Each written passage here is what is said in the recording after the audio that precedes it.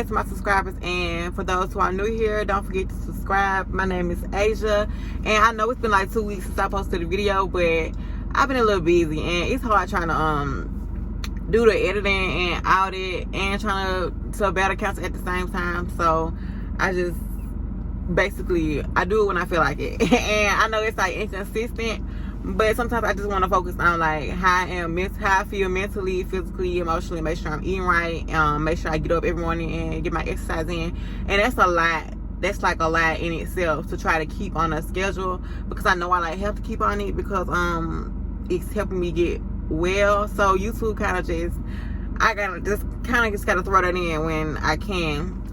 But today we're gonna be getting into some symptoms of ovarian cancer. And ovarian cancer symptoms are like real tricky because they mimic regular like hormonal changes that our body go through anyway. So you're really not gonna notice or think to go get checked for it until like abrupt changes start happening, and that's when you go kind of think like, okay, well, it's time for me to go get checked.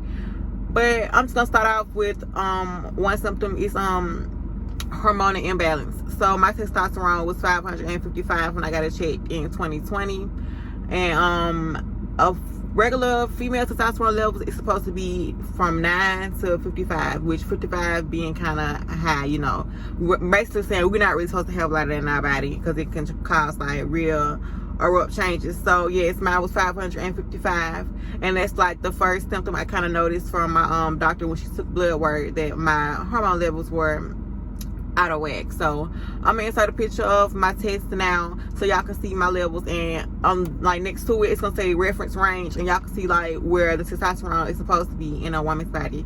So yeah, I'm gonna insert that now.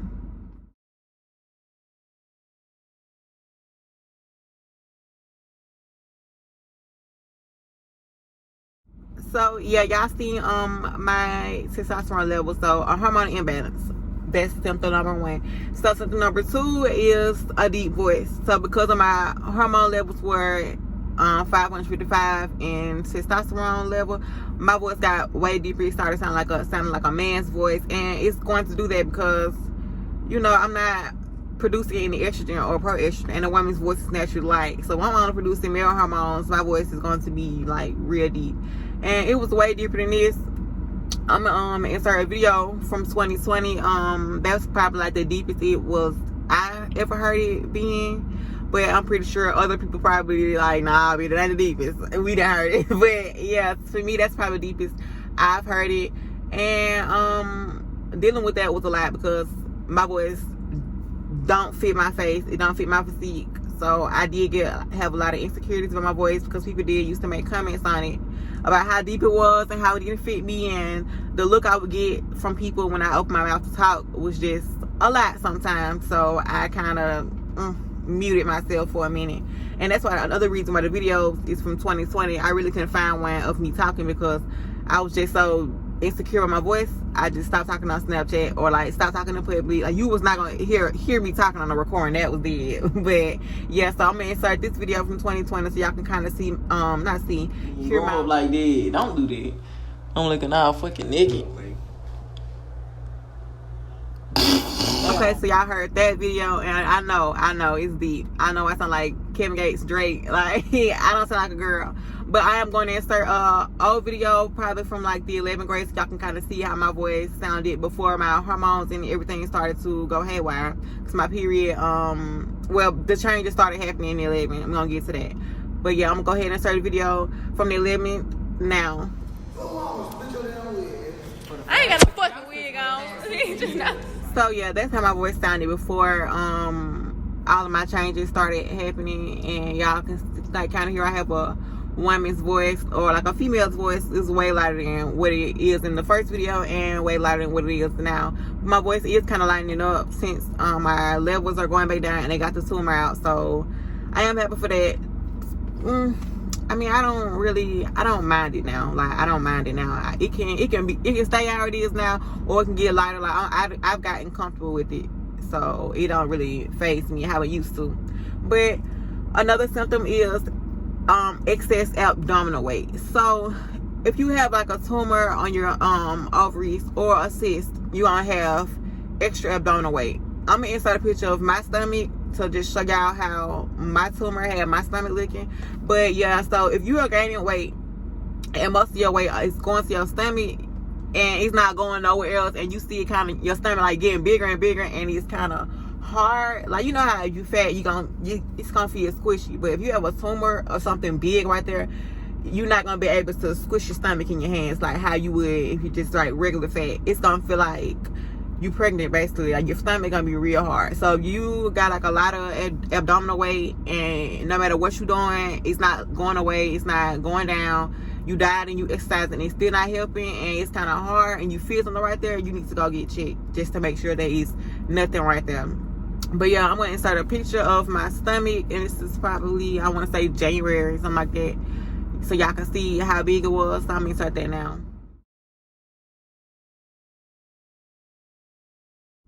So yeah, y'all saw the picture of my stomach, and I was like 174 pounds in that picture. I'm 154 now. So after surgery, I did drop a lot of weight. Like after they took the tumor out, which was the reason my stomach was so big, I dropped a lot of weight, and I'm way smaller than what I am now. And I still want to come down a little bit from 154 to probably like 145, something like that, because I want to get to like a healthy weight for my height. So yeah, I am still in the gym every day to drop some more weight off, because no, I could never be that big again. I didn't even realize I was getting that big until like just one random day, and I looked in the mirror and was like, bitch, you kind of fat. Like, you kind of fat. And it I don't know, it clicked in my head like, okay, so we gotta lose some weight. But like I said, if you've been dieting and exercising and you had a cyst or a tumor, then you know, like, nothing, like me exercising wasn't helping, me dieting wasn't helping. You're not gonna lose no weight off your stomach because it's not weight, it's a tumor. So yeah, but I don't never want to be that big again. I'm straight on that. I want to go back to this little skinny minute how I was in high school, honestly. But I know I'm probably never gonna get back down to that weight, because I was probably like 111, 112 pounds. That was real low. But I know I'm not gonna get back down that way. But it's cool. And another symptom is acne. So my face is a little clear right now. It's clearer than what it would normally be when it's having like my acne episode. And when I have my acne episodes, because of the hormonal imbalance, I get acne. Y'all can still see marks or whatever. Like, y'all see them here, all on my chin, all right there, and over here, like my cheek area. And I have some like little bumps right there too. So when I have my acne episodes, that's where the bumps and stuff go. And the pimples be cystic, like it's cystic acne. So it's like they real hard, and they're real tender, and they hurt. Like to touch or to brush your face up against something, they hurt. So you gotta be like real careful. And then when they do go ahead and pop or resolve it on, they leave a mark. So let's look at my chin down there. Like, none of these are pimples. They're not bumps. They marks, basically. Like this, all that, y'all see, like, they're acne marks. So yes, after the 60 acne leaves through your face, you gonna have, it leaves marks behind, basically. Like, it's not gonna go without you knowing that it's been there. Like, it's gonna leave a mark. So I had to deal with that too, and I had to deal with a lot of comments on that as well. People used to say things like, oh, you need Proactive, you should try this for your face, or just downright be rude comments about the acne I had on my face. And I don't really have any real bad pictures of how it was, but I have some, and they're kind of old, but I'm gonna insert those for y'all, just for y'all to see how my face was. And y'all, I was trying everything to get it clear, and it was like, I didn't know I had cancer at the time, so I was trying everything to get clear, and it was not helping. My face was not, like, the pimples wasn't coming down. And my face, like I said, this is my normal face now, like with the acne marks and stuff, so it's not really broken out or anything. I just be like, get the light up the marks. But my face, I mean, y'all actually like y'all lost track of what I was saying. I don't know, I forgot. It was something about some acne. Wait, okay, yeah, but I mean, I don't know, y'all, I'm sorry.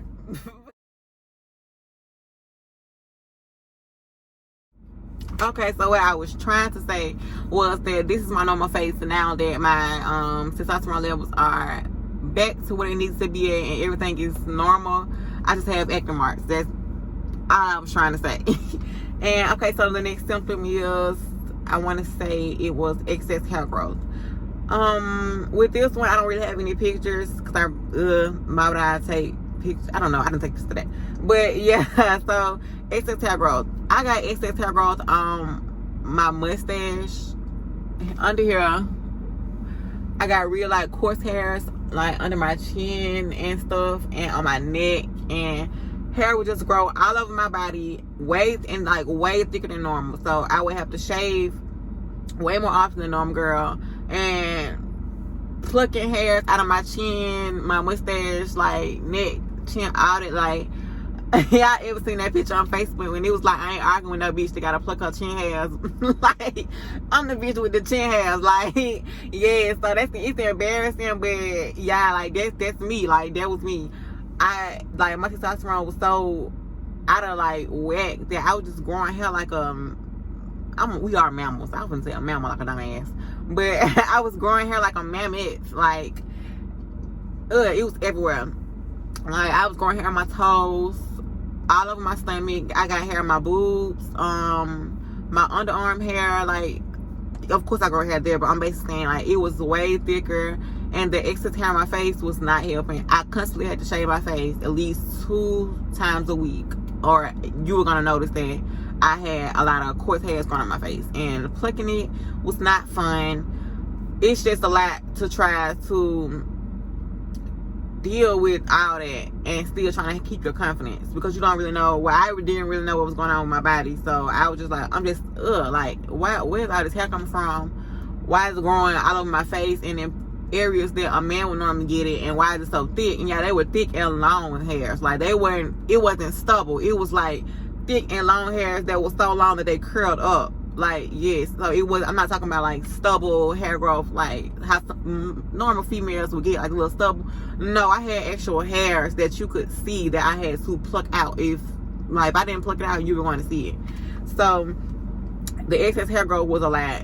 And the last symptom is amenorrhea. So amenorrhea is the absence of menstrual cycles. My period stopped in the ending of 11th grade, and they never came back. I just got my first natural period this year. It was March. So in 11th grade, we was in that was like 2018. So it's been about like 2 years. It was like about 2 years and some months since I had a period. So yeah, I didn't bleed at all for like 2 years. Like, wasn't on no birth control. I didn't have a period. I was just not bleeding. So I wasn't cleansing myself how I needed to cleanse myself. And my doctor at home, she was just giving me, basically, she didn't look into my condition how she was supposed to look into it. So we was just trying to get me a period, just trying everything to get me a period, and it wasn't working. So I knew it was a bigger problem at hand, of course. But yeah, amenorrhea is a symptom. So if you are absent in menstrual cycles and you have been for a few months and you're not pregnant, I strongly advise you to go to a doctor, because that honestly was red flag number 1 for me when my period stopped. And yeah, my period was the first thing to stop. Like, that was the first thing that happened, was my period stopping. And that's when all the other symptoms came. So if you know your period stopped and you're not pregnant, you need to go to the doctor and make sure everything is okay. You don't have anything growing on your ovaries, or your hormone levels are not out of whack or whatever. But I hope y'all enjoyed this video, and that's all the symptoms I have for y'all today. And the next video is gonna be my chemo cycle number 2. I actually just came back from getting blood work. That's why this thing is on my arm. They're just making sure that my blood cell levels are where it needs to be, so we can do another round. And most likely they are gonna be, because I feel like I'm pretty healthy besides the cancer. So yeah, I hope y'all enjoyed my video, and I'll see y'all Thursday.